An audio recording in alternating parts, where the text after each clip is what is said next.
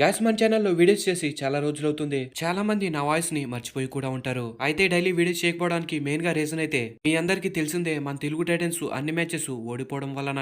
అయితే PKL season 10 కి మొదటిగా ఎలిమినేట్ అయిన టీం అయితే ఇంకెవరో కాదు, మన తెలుగు టైటన్స్. మన తెలుగు టైటన్స్ పీకేఎల్ సీజన్ 10 నుంచి ఎలిమినేట్ అయ్యారు. అంటే మన తెలుగు టైటన్స్ కి ప్లే ఆఫ్స్ కు వెళ్ళడానికి అవకాశం లేదు.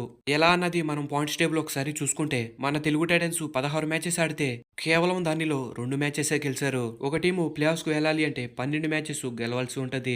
మన తెలుగు టైటన్స్ కి ఇంకా ప్లే ఆఫ్స్ కు వెళ్ళడానికి అవకాశం లేదు. హోమ్ లెగ్ లో మన తెలుగు టైటన్స్ కేవలం ఒక్క మ్యాచే గెలిచారు, అది కూడా యూపీ యోద్ధాస్ మీద. ఇంకా మిగతా అన్ని మ్యాచెస్ అయితే తెలుగు టైటన్స్ ఓడిపోవడం జరిగింది. ఇదేం దరిద్రమో కానీ మన తెలుగు టైటన్స్ లాస్ట్ కొన్ని సీజన్లుగా పాయింట్స్ టేబుల్ లో బాటమ్ లోనే మిగిలిపోతున్నారు. పవన్ షరావత్ లాంటి స్టార్ ప్లేయర్ ని కొన్నప్పటికీ తెలుగు టైటన్స్ కి ప్రతి సీజన్ ప్లే ఆఫ్స్ కు వెళ్ళడానికి కష్టమైపోతుంది. ఇలా మన తెలుగు టైటన్స్ కి ప్రతిసారి ఎందుకు జరుగుతుంది అనేది ఒకసారి మనం చూసుకుంటే, మెయిన్గా చెప్పాలి అంటే first of all team combination అయితే సెట్ కాలేదు. రైడింగ్ నుంచి డిఫెన్స్ దాకా రెండు కూడా సెట్ కాలేదు. మెయిన్గా చెప్పాలి అంటే డిఫెన్స్ లో మాత్రం మరీ వీక్ గా ఉంది.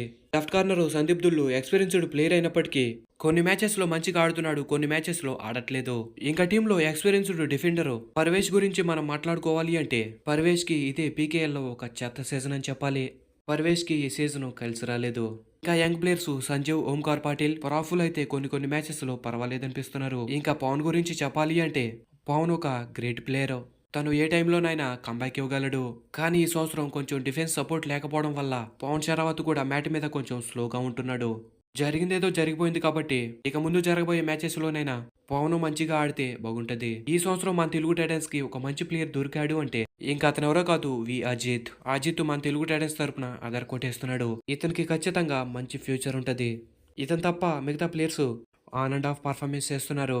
టోటల్ గా ఈ సంవత్సరం కూడా మన తెలుగు టైటన్స్ ఓడిపోవడానికి మెయిన్ గా రీజన్ అయితే ఖచ్చితంగా టీమ్ కాంబినేషన్ సెట్ కాకపోవడం వల్లనే. మరి మీరేమంటారన్నది కామెంట్ సెక్షన్ లో కామెంట్ చేసి తెలపండి. ఇంకా అలాగే ఈ సంవత్సరం మన తెలుగు టైటన్స్ టీమ్ లో మిమ్మల్ని ఇంప్రెస్ చేసిన ప్లేయర్ ఎవరన్నది కామెంట్ సెక్షన్ లో కామెంట్ చేసి తెలపండి. నేనైతే వి అజిత్ కుమార్ అని చెప్తా. Thanks for the watch. Have a nice day.